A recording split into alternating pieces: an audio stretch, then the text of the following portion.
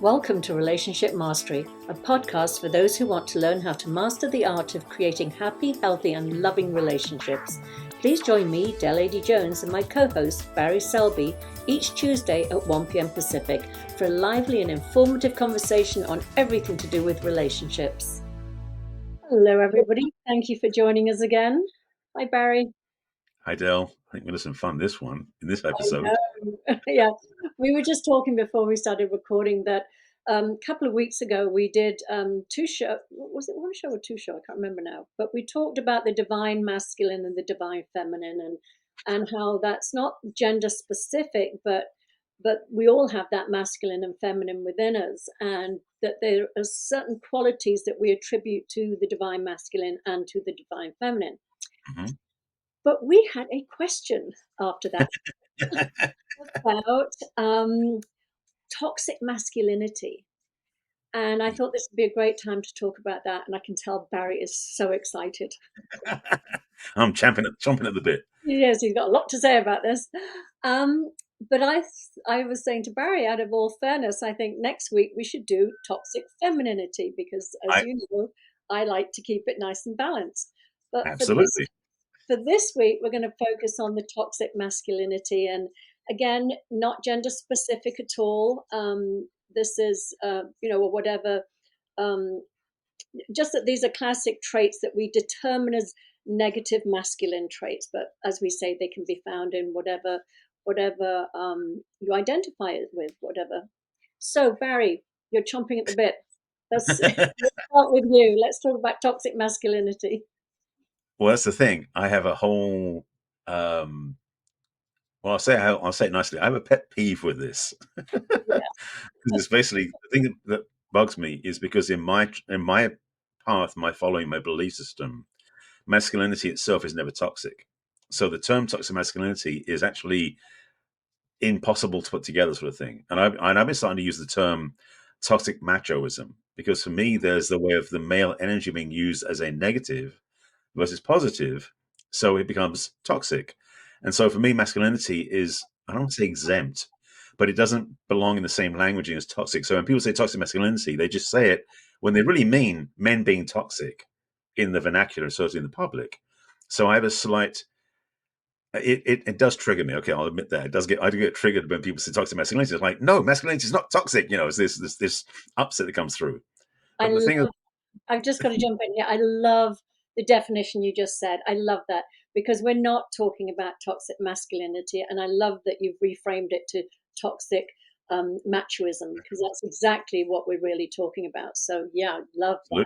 And the thing for me that really, and I know because some people don't, and that's why I'm glad we did the episode we did about divine masculinity, divine femininity, because a lot of people don't know what masculinity really is in this context. Mm-hmm. So that toxicity, and I've been talking about this since they started using that term back in the Me Too Time's Up conversation, because those men who were accused of being toxic did not, and I want to say it very clear, did not exhibit masculine behavior.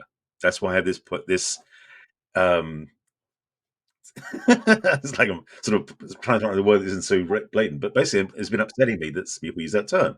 So for me, we've got to separate those two out a little bit because toxicity absolutely is something that is bad for people's experience. It's not a good thing to have in a relationship, not a good thing to have anywhere. Mm-hmm. But I wouldn't necessarily attach it to masculinity. Yeah. Well, no, I think that's brilliant. And I love that. So let's just outline what we would describe as toxic machoism here, just so that people, know what the hell they're talking about. So I've made a little list here of some of the things that I think are classic behaviors of machoism that can be toxic. One is, believing the suppressing of emotions, that it's not manly to talk about your feelings or express your feelings. Like a dominance and a control, more of a sort of a patriarchal society of like looking down on women, dismissive of women, that they are more powerful. There can be an aggression and a violence. There can also be homophobia and transphobia because they're so threatened. Their own sense of masculinity is threatened that they can be quite violent in their actions and what they say, as far Yeah. as being that. Sexually objectifying women is another Mhm. one. Uh, those are the big ones, I think. The sort of dominance, control, macho, dismissive of women, and homophobic, as I say. I think these are things we have to be really aware of. Yeah, and I would actually, and what it came up for me was interesting because when you're saying those things, what came up for me inside is that the men, and again, using this as a gender specific type languaging, the men who perpetrate this sort of behavior, the word that keeps coming out for me is fragility.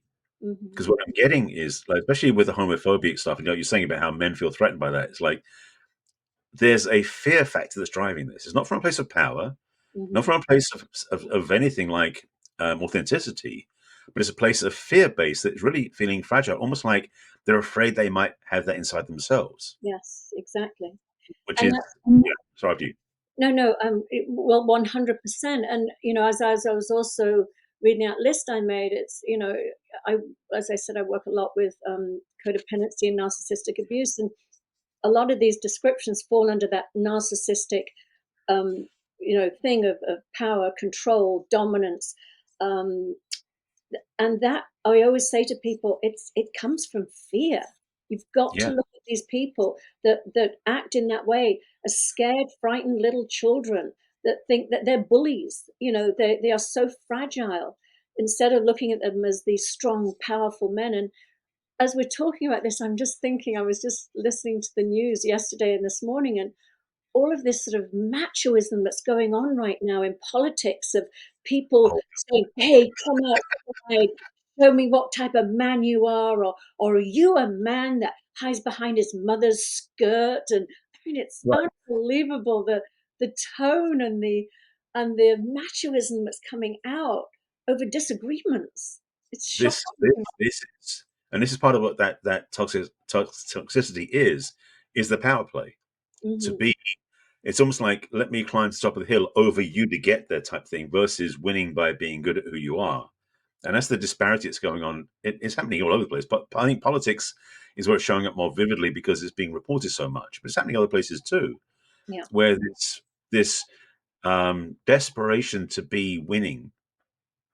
Yeah, that feels right. The desperation to be winning at all costs is driving people, men again, to exhibit behaviors that may be latent within them, yes, but are so unnecessary. But Hmm. there's such a drive, almost like I have to do this one last thing to prove myself, or else I fail. Type wiring they seem to be carrying. At least that's the perception I have. So Hmm. definitely, that's become an exhibition of, let's say, futility, but no, an exhibition of egoic macho power that doesn't have a place, doesn't have a right to be in that sort of place, especially in in political discourse or any sort of meeting of two different viewpoints. Yeah. It doesn't, it's trying to, it's again, like you said earlier, it's that domination, that bullying of the other to feel validated. And Hmm. it becomes extremely toxic because you're not respecting anybody else.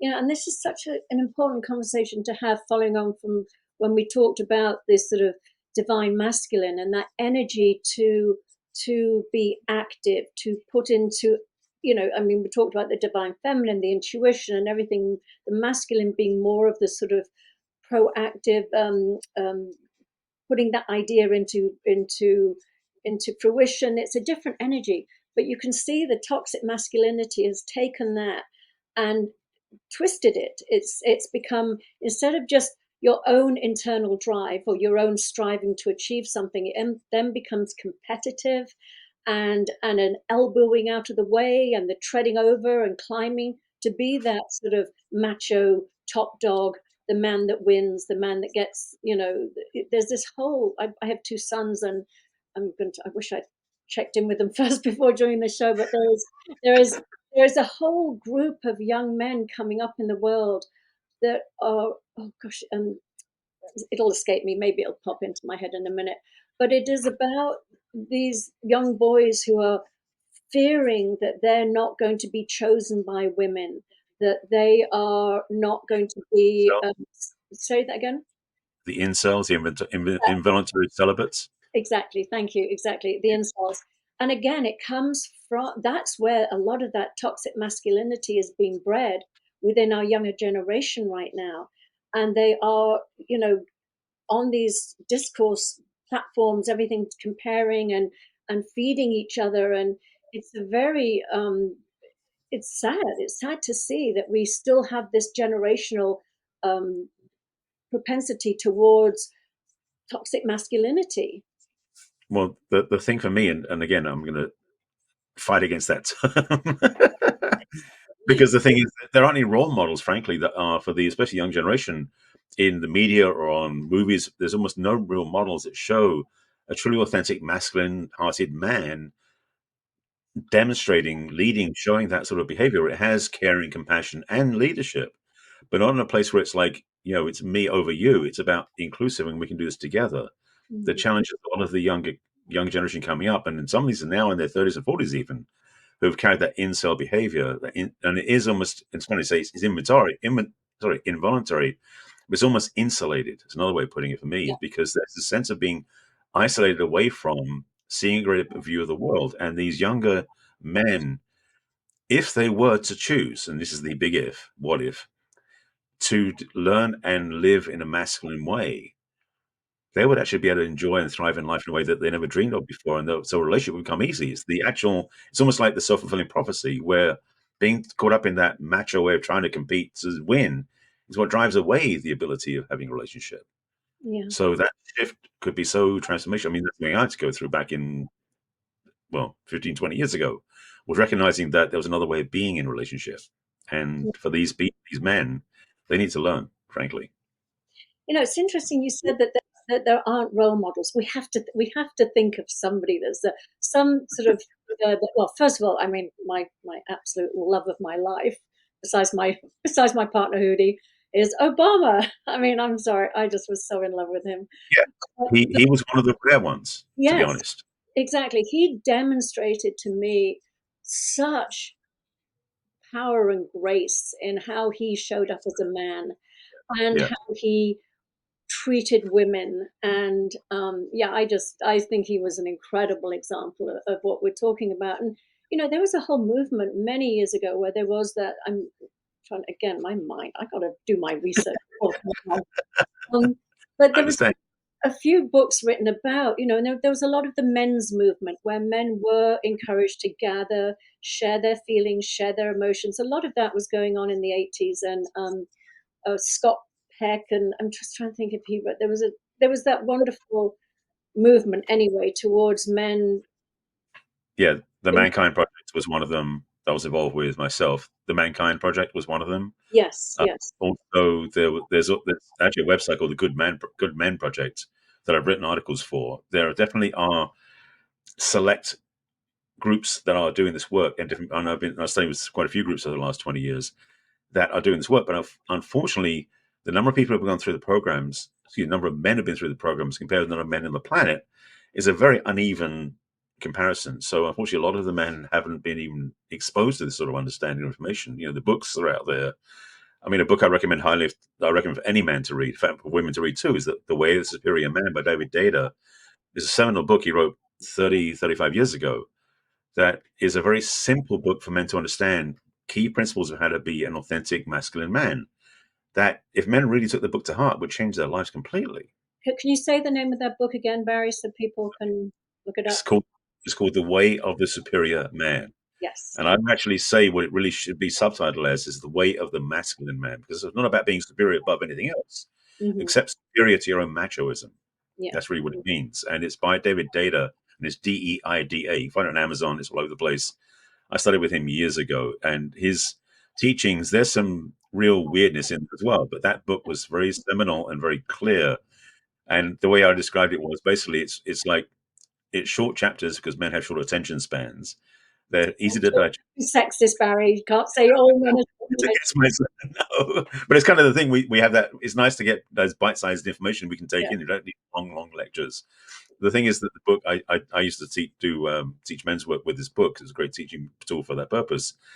The thing is that the book actually found out from two different women turned me onto it first before any other men did. So I know women find this book valuable because a lot of women who read this book can start going, "Oh, that's the sort of man I want to be with." Because a Hmm. lot of women don't know that either. So it's a good book for men and for women, frankly, and I recommend it highly. Yeah, yeah. The name of the one I read in the 80s too. It's still escaping me, but it's probably on my bookshelf over here somewhere still. But but I mean, just even our experience at USM, what was the ratio of men to women? I mean, unfortunately, Well, it was far more it, like, it was probably two-thirds women to the men at least. oh, I would even say three quarters. It Yeah. was so predominantly female. But Well, that's um, the thing. Just to underscore that, that's the one of the things also is that men have not traditionally, as a group, been drawn to spiritual conscious work as much as women have chosen it. mhm, It's happening, it's changing now. I mean, this is we've been this way for a long time. But I'd say more recently, it's becoming more attractive to men, which is a good sign. But the truth is, most men haven't spent any time in self-reflection or self-awareness to have the questions that they will start discovering new things to have and be and how to function in the world. And so, yes, the programs we went through definitely had a much larger group of women to men ratio wise. Unfortunately, and that's why a lot of my female clients have said, where are all the good men? Because that's the thing is more women does work than men have. mhm. So the more men here, this the better. Yeah, it's interesting. I was talking to my son again a couple of weeks ago, and he was working. He works in the wine industry, and it was harvest time, and he was. I was saying, how is the group this year? And he was like, "Is this my son is 26, and there's a boy younger than him, and he said, Mum, the stuff that comes out of his mouth, you would be shocked. I just couldn't believe that there was somebody, especially that age." That is still, and what he was describing to me was exactly this. We'll keep using the term toxic masculinity, so to not confuse people, but as we know, it's the messiness that we're really addressing. Yes. But Hmm. this young boy is sort of emulating something he has seen, where he thinks that to be a man you need to act this way, and to be, my son was kept getting into it with him and saying, not so politely, like, what stone did you crawl out from under? Like, you can't treat women like this, and you can't talk about women like this, and you can't, and it was just so interesting to me that that younger generation is still emulating. And whether it's cultural, I don't know, whether it's familial and they've witnessed it within their own family. But I am so grateful that I actually raised two beautiful young men who absolutely are very in touch with their feelings, very articulate about how they feel and how they Hmm. express themselves, and their respect for women and for everybody. It's so, when I see that it can still happen, that children can still be raised in an environment where they don't get to have this behavior modeled for them. So therefore they're really isolated, and they just replicate what they've seen within their home. And it is sad. And as you said, the books are out there, the um, coaching, the therapy, the whatever is out there. It's just, if you're not exposed to it, and sometimes you just have to learn through experience. I mean, I'm sure this poor young man is going to have a few failed relationships, or unfortunately attract some unhealthy females into his life who are going to tolerate his toxic masculinity. But I can't see him having a successful relationship as he grows up. And that makes me sad. I think we all have a right to have a successful relationship, but we need to be able to identify what's not healthy and what can get in This the way of Yeah, this is one of the challenges that we talked earlier about the incel community. That's not really the right word, but the group of men that basically have found themselves in that position. First of all, to label it that way and group them together is such a disservice to them individually because everyone's different. The second piece is that that group's not being fed anything constructive. Yeah. It's basically just a self-fulfilling denial, and it is so toxic. Speaking of that word, that certainly there have been so many shootings have been out there in this country, and other things that have been really dark and negative towards other people that can be attributed back to somebody who believed they were in that movement. So Absolutely.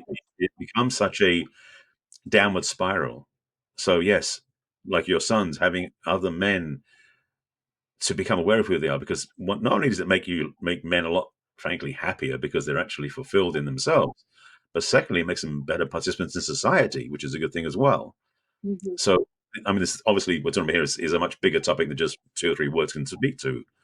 But the idea that we can, in fact, change the course of our lives personally, but also up level those around us by reminding us that we are worthy, we deserve, and that we can have more than what we think we can have. It's kind of the crux of the work we do, frankly. No, exactly, and it's not just the male role model. It's having a strong female role model too.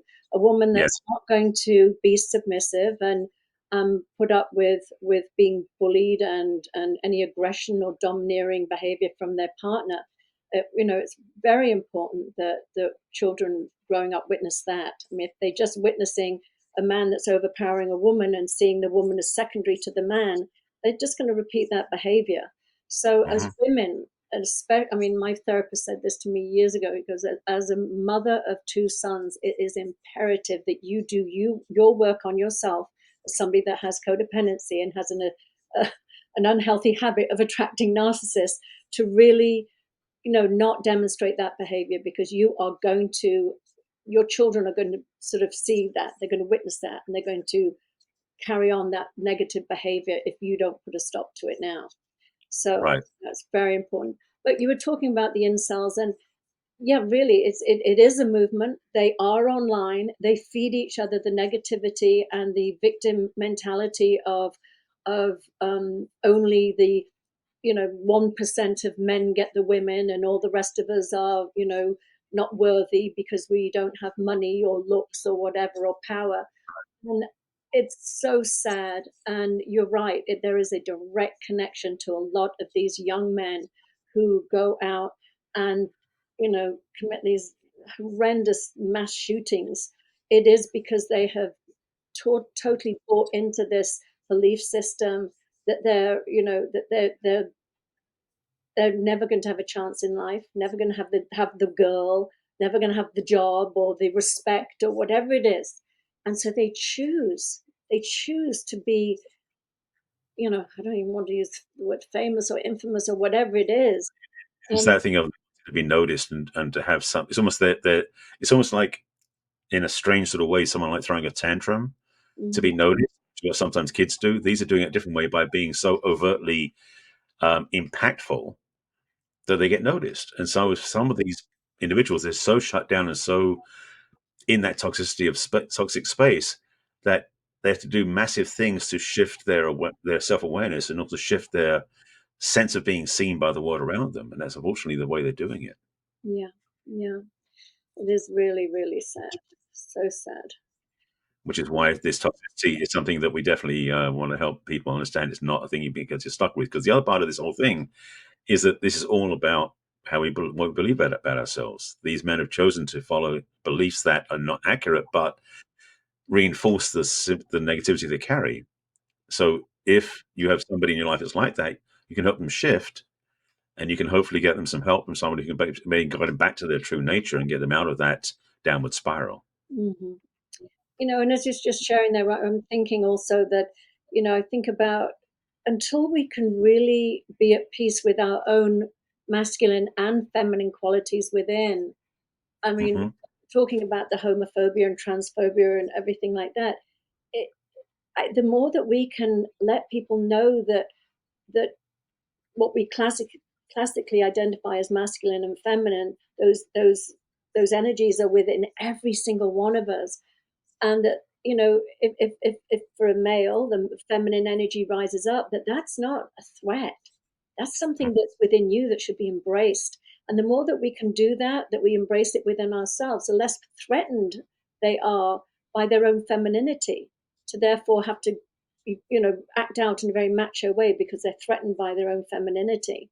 And to learn to Right. embrace that and see the qualities of that and how it enriches our life when we can tap into both those energies. Absolutely. Yeah. That's the thing, and that's the other part too. There's something you said back at the beginning about the the the homophobic energy. A lot of men, again, in the negative energy and that being in that toxicity, is they're carrying this sense of fear that if they show any sense of femininity, it means they're gay. That is Exactly. a direct correlation. So I know we talked about it again the other episode about divine masculine, divine feminine. the recognition is that, as you said a couple of times during this episode, that we carry both. I want to anchor the point too, as a whole healthy man. If you deny your femininity, you're not whole, you're not healthy. Mm-hmm. Exactly. And it's nothing to do with your sexual preference or your gender alignment or any of that sort of stuff.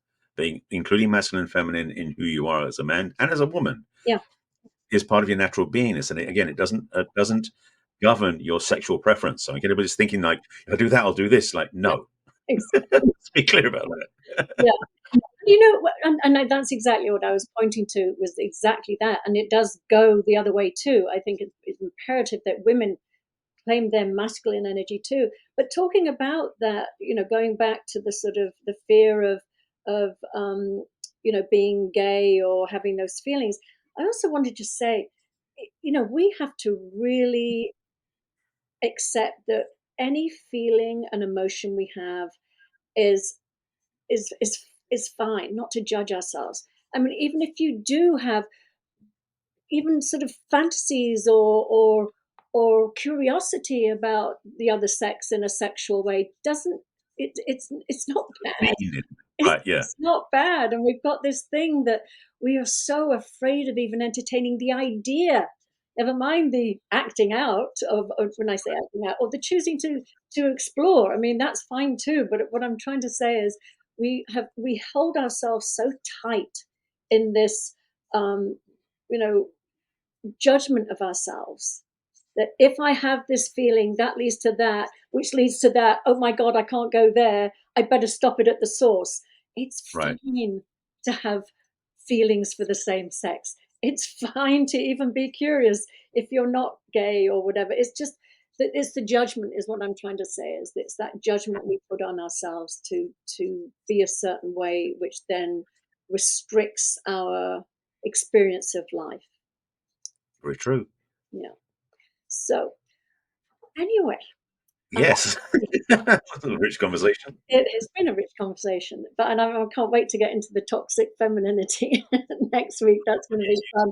You get excited about that. Not so well known. It's definitely not referenced as much, but as I said, I like to play both sides and making sure it's always even, and we're not going to be just sort of labeling men as being, toxic behaviors. So we'll address more about that next week. Any final thoughts on this one, Barry?